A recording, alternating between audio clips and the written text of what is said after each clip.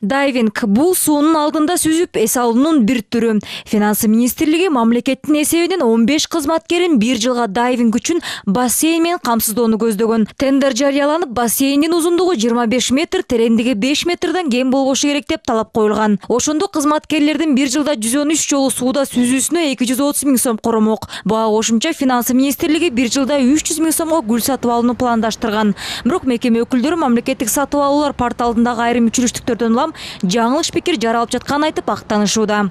Мамлекеттик сатып алуулардын жалпы классификаторунда жанагы суда сүзүү бассейн кызматы боюнча классы көрсөтүлбөгөндүгүнө байланыштуу башка классты тандоого туура келип калганда, башка класс деген ал жанагы дайвинг кызматы дейт да, же болбосо суу астында сүзүү кызматы. Бул сатып алуу боюнча дагы маалымат каражаттарынан чыккан.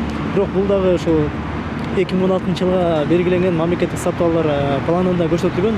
Ал бир эле жолку иш-чара эмес, бул 1 жыл бою, 1 жыл алкагында өткөрүлчү иш-чараларга.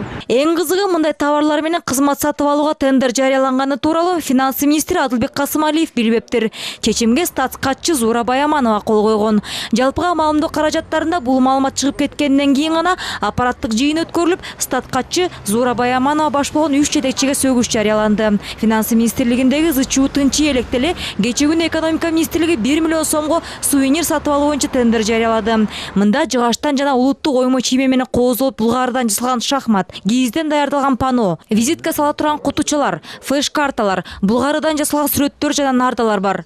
Экономика министри Азырбек Кожошовдун бул тууралуу маалыматы бар болгону менен сувенир сатып алууга каршы эмес экен. Мындай нерсе керек. Мен мисалы кечээ эле Грузияга барып келдим, Орусияга бардым. Ал жакка баргандан кийин сөзсүз премьер-министр менен жолукканда, министрлер менен жолукканда алар өздөрүн мындай кичинекей Кыргызстан жөнүндө китепти же Кыргызстан менен байланышкан бир сувенирлерди сөзсүз бериш керек экен да. Бардык нерсе тендерден аркылуу болот.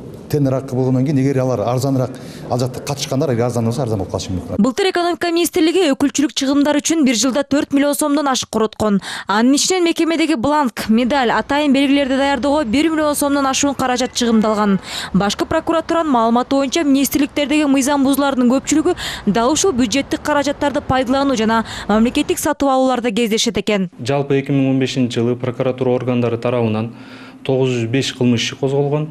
Коррупция кылмыштары боюнча тергөө убагында 300 миллион сом кайра мамлекетке кайтарылган. Соттор тарабынан 568 коррупциялык кылмыш каралып чыгып, анын ичинен 310 кылмыш иши айыптоо өкүмдөрү чыккан. Соңку мезгилде мамлекеттик сатып алуулар порталында жарыяланган тендерлер боюнча коомчулук нааразы болуп, тендерлер токтотулган учурлар көп. Нурзада Сыдыкбекова, Владимир Кулбалдиев, НТС.